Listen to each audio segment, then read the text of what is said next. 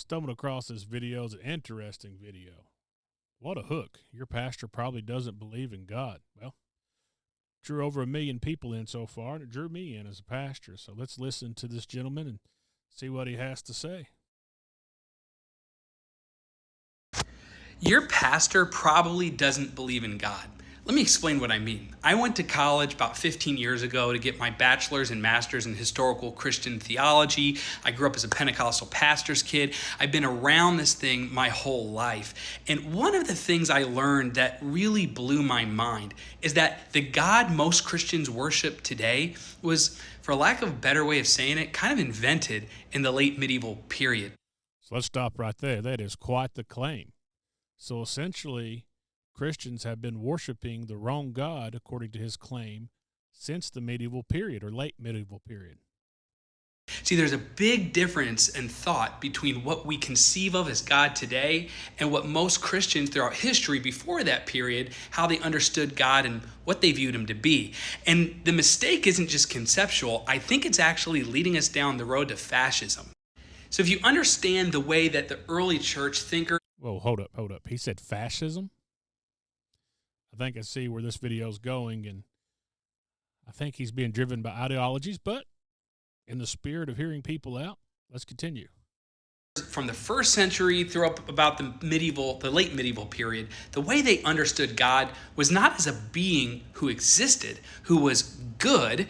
They thought of God as the ground of being, existence itself, goodness itself, as that divine force in which all living things live and move and have their being, which all creation exists in and through this God. And even calling him or talking about him in anthropological terms was understood just as metaphorical ways that we could understand Anthropological terms. Boy, that's a $10 word.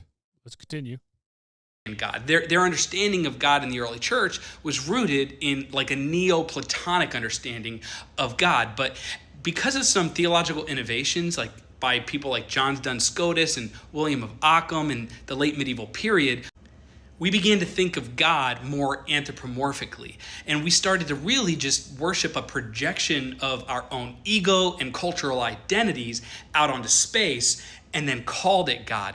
And the difference, the shift here, what it's done is it's taken our world that is permeated and infused with divine presence and essence. See, they viewed God as the substance through which all things live and move and have their being, kind of like a divine force field, so to speak. And that made the world a magical place. It made nature sacred. But what happened is when we recreated God in our own image and we turned God into a being, albeit the most good and wise and strong and powerful being, what happened is we stripped the earth, we stripped the world of its divine infusion, and our man here is going off into left field.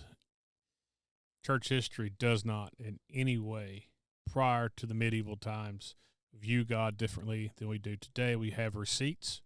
We can trace back the thought of God through many great writers, going all the way back to the early church fathers, of course, the New Testament itself, early church fathers, tracing it all the way to modern day. And what this guy is claiming is just not true. But I'll get into that commentary in a minute. Turned it into just, resources to be extracted, something to be acted upon. When we view God as subject, the world loses all of its meaning and value.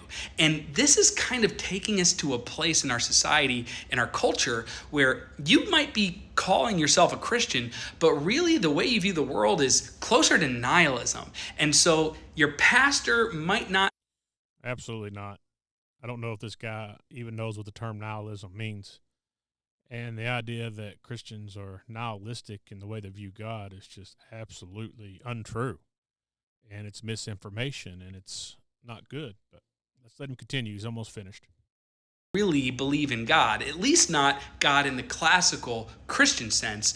Really, it's more post-Christian. I'll talk more about that later, how it leads us into fascism, but this is a good start.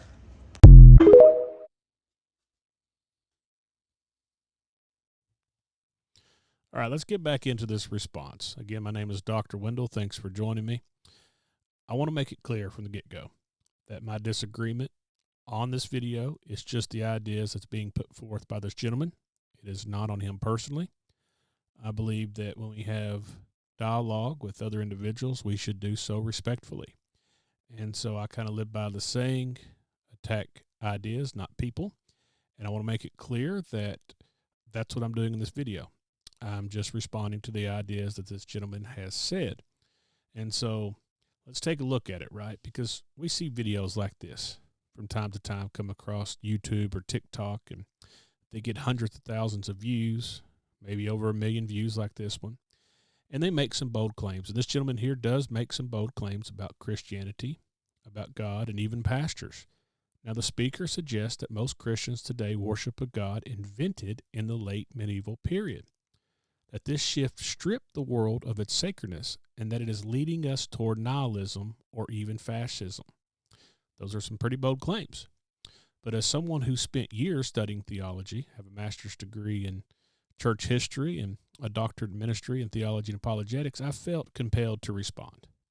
I think there is some confusion here, and I want to set the record straight with respect and clarity. So let's dive in. First, the video claims that early Christians from the 1st century to the late medieval period saw God not as a personal being, but as an abstract ground of being, or divine force field. Truly interesting terms. It says this view was the normal view, but it was replaced by a more anthropomorphic God due to theologians like Duns Scotus and Ockham. I have to disagree here, and here's why. When I read the New Testament, I see Jesus calling God Father, which is a deeply personal, relational term. The early church fathers, like Clement of Rome or Ignatius of Antioch, wrote about God as a loving creator, not just as an impersonal essence.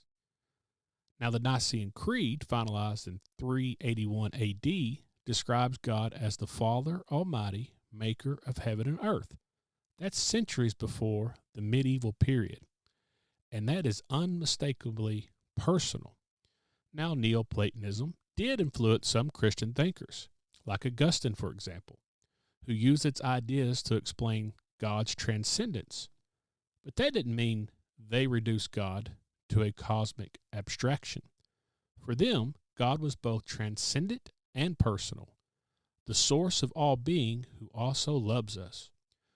When I look at Scotus or Ockham, I found their work nuanced, not revolutionary in the same way the video suggests. Scotus, for example, argued that God's existence could be discussed in terms we understand, but he still saw God as an infinite and beyond human categories. Ockham's nominalism shifted some philosophical approaches, but neither of them turned God into a projection of human ego. That's a clear distinction we must make. The idea of God as a personal, good, and wise being was already central to Christian theology. Take a look at Justin Martyr in the 2nd century, to Aquinas in the 13th century. The video argues that this supposed shift made the world less sacred, turning nature into mere resources to be exploited. I get the concern about the environmental harm. I do. It's something I care about too. But I think the history's off here. Early Christians, medieval theologians, and even later figures like Francis of Assisi all saw creation as reflecting God's glory. When I read Psalms 19, it tells us that the heavens declare the glory of God. Or when we study Aquinas, he describes creation as participating in God's goodness. I see a worldview that honors nature's sacredness. The exploitation of the earth, in my view, owes more to the Industrial Revolution and modern economic systems than to a theological change in the Middle Ages. Then finally, there's the claim that this view of God leads to nihilism or even fascism. Now, he said he would state later on how he believes it leads to fascism, so we'll have to follow up later. But I find this leap hard to follow. The Christian belief in a personal God has inspired countless acts of compassion. Think about hospitals, schools, and charities, all founded by believers. When I reflect on my own faith, the idea of a God who knows and loves us gives life meaning, not despair. Linking a personal view of God to fascism seems like a stretch, especially without clear evidence tying the two together. And then I also want to mention briefly as I close out here, the thought he had about pastors and how they might not believe in the classical Christian God, but in a post-Christian projection. As someone who's talked with pastors and studied theology alongside them, and who has pastored for nearly a decade now, I can say most of us are deeply committed to the God of the Bible and to the creeds, a God who's both transcendent and personal. The ground of being idea, while interesting, is more associated with modern theologians than the early church. I appreciate the passion behind the original video. I truly do. And I think it's great to wrestle with big questions about God and faith and to put them out there publicly.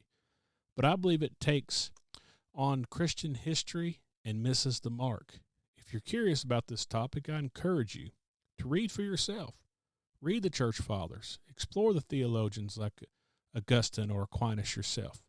They're challenging, but they're also rewarding. I want to thank you for watching this video. If you got any questions, drop them in the comments. And if you feel inclined, I would appreciate that you subscribe. Until next time, God bless.